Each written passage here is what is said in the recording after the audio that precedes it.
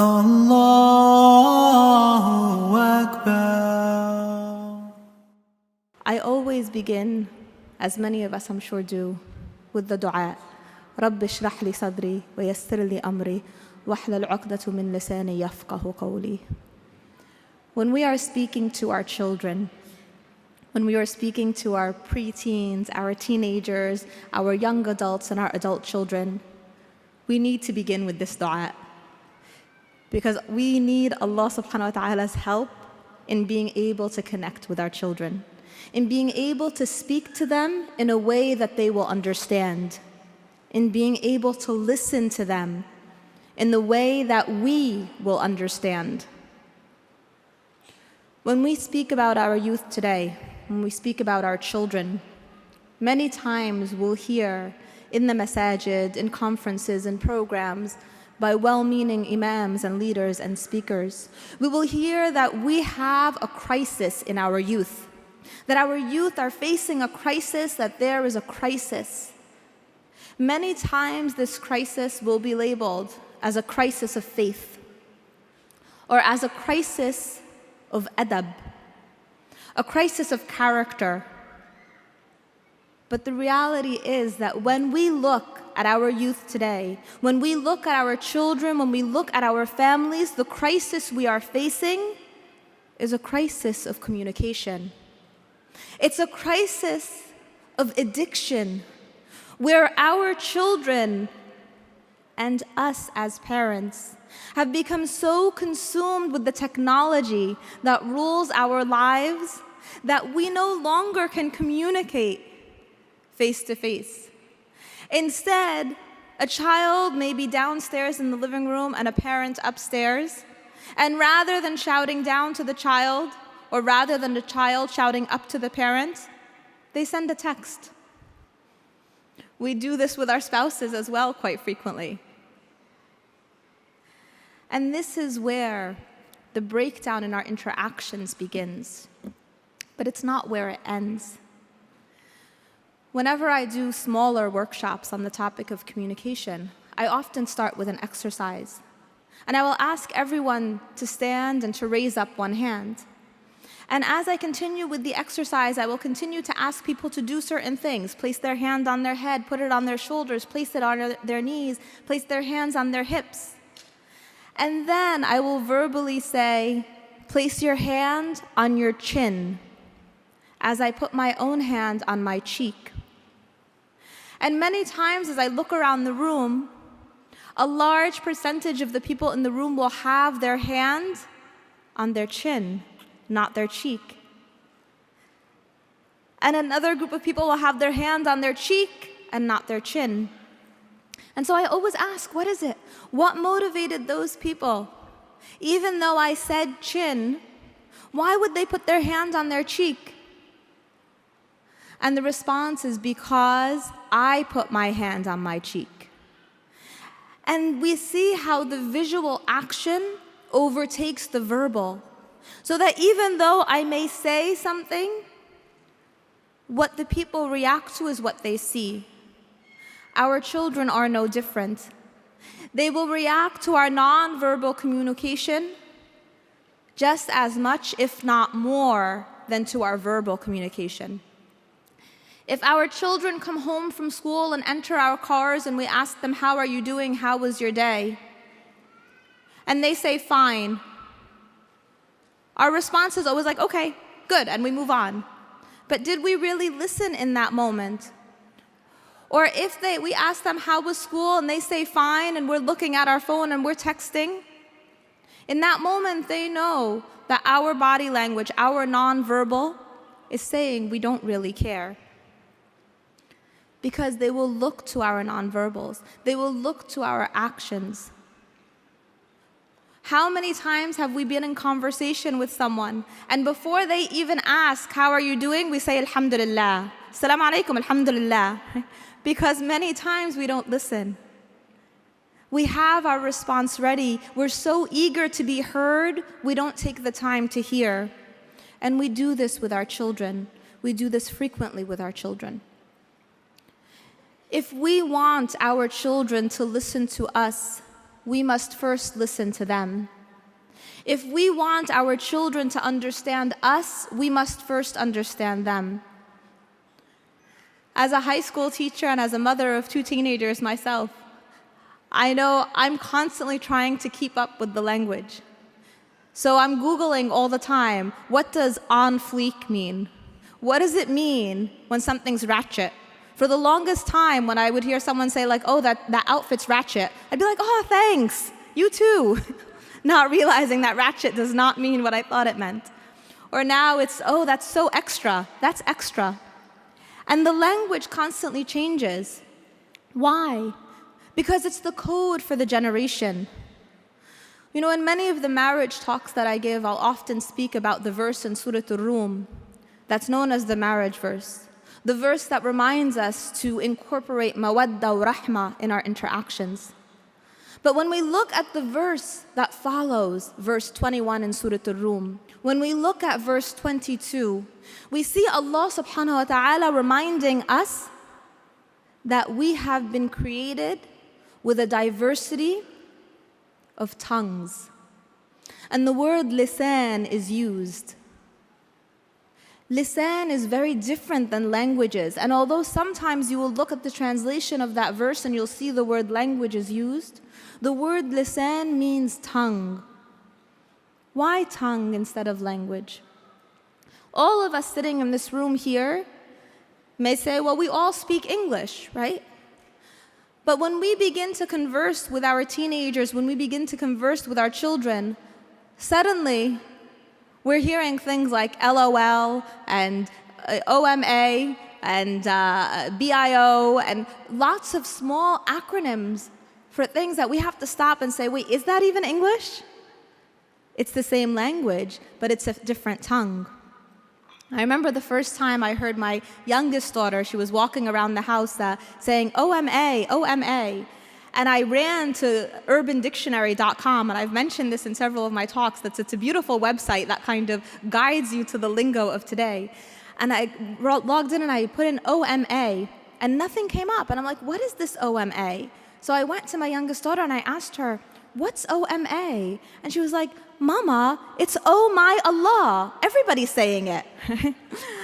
And I realized that even at that young of an age, there is a sort of code that is shared among youth, among our children. And it's a code that sometimes we cannot be privy to because language is powerful. The words we choose can shape our world. The theory of sociolinguistic relativity tells us that an action or an item does not gain its meaning inherently, but instead it adopts its meaning from the words we use to describe it. What does that mean? 20 years ago, when I was younger and playing on the playground in my public school, we used to sing a song. And the song used to say something like, I'm so gay, I'm so happy today. The word had a very different connotation, the word gay. Today, imagine if you fast forward and you see young people, children, playing on a playground and saying, I'm so gay, I'm so happy today. The meaning is very, very different. Among our youth today, as our seniors in the high school where I teach are filling out their college applications, this year is the first year that we find on the college application, there are 3 boxes under gender: male, female, other. Language is powerful. Today, when we are filling out forms again for our high school students, we are required to indicate whether someone is cisgendered or transgendered. What is cisgendered? It's a word that has just come into our lexicon recently. And it's a word to identify someone who is born adhering to a specific biological gender and who also identifies with that biological gender. So it means if you are born a boy, you are a boy. If you're born a girl, you are a girl. But why do we need a term now, cisgendered, to describe it? Because this is how we normalize what may seem outside the range of normal. When we label what is normally accepted in a regular sense of the term, we begin to create an avenue for labeling other items as well. This is what our children are facing today. And yet we speak to our children in our tongues. We speak to them in languages that we've grown up with. And I don't mean to say that these languages are Urdu or Arabic or Spanish or French. Yes, that's a part of it. We bring our cultural baggage or our cultural background into our relationship with our children. But we speak to them in a language that describes our generation, describes what we grew up with, rather than what they're experiencing. If I tell all of you right now to think of a tree, and in this moment, each of you conjure up in your mind an image of a tree, I can guarantee that around this room, we will have at least 10, 20, 30, maybe even different types of trees that you thought of. Some of you may have thought of a palm tree. Some of you may have thought of a Christmas tree. Some of you may have thought of an oak tree. Some of you may have thought of a willow tree. Regardless of what tree you thought of, the word that I said was tree. And the tree that I was thinking of was an apple tree. But when I conveyed that word to you, you brought to your understanding of it your own background, your own history, your own memories, your own thought processes, your own worldviews. And in bringing together your background, your worldview, your history, your knowledge, you saw a tree that was very different from the tree that I wanted to convey. So imagine now when we speak to our children who are growing up in a world that may have many different things going on in it than what we experienced. How do we reach them? How do we get them to understand us and we understand them? The first step is by recognizing that each generation will always have a different version of the song that we had when we were growing up. Parents just don't understand. This is part of sunnat al-hayah, that as we grow older, we look back at our own parents and we think, wow, we really gave them a run for their money. And our children will get to that point as well. I remember when I was growing up, again, I'm kind of giving away my age here, but back in the 80s, Michael Jackson was very big. And he had a song back then called Bad. And it was really cool that anything that was good, anything that was fun, anything that you liked, you'd be like, that's bad, that's bad. And so my sisters and I would walk around and everything was bad. We'd be like, oh, that's so bad, that's so bad. And it would drive my parents crazy because they'd say, if you like something, say it's good. If you don't like something, then say it's bad. And in our minds, we would just kind of shake our heads and say, parents don't understand. And this is the process, recognizing that we will not always be privy to the conversations of our teens and our children. We won't always be allowed entrance into that secret realm. But we do have to understand it. And we do have to understand the avenues that we can follow and pursue to connect with our children. And it's not always by using the same words. Because I know I embarrass my teenagers all the time when I'm speaking to their friends and I'm like, oh, that's so on fleek, or like, yeah, that's extra. And they're like, Mom, don't, like, just don't. So it's not about us adopting their language and utilizing it. It's about us listening. It's about being able to really hear our children when they speak to us. And to hear them not just with our ears, but to show them that we are interested in what they have to say, to connect with them with our eyes, to drop our devices, to put down the phone, and to really listen to them, to be present, to have them see that we are interested in their lives. We want to know what's going on. We want to have that connection with them, because that's the foundation.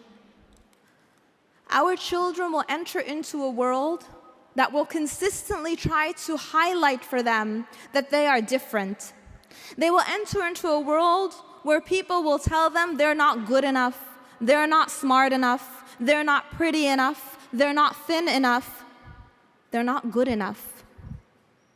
Our children need to be able to come home to a place of security where they can know and they can hear consistently that they are more than good enough, that they are more than pretty, that they are more than everything the world tells them.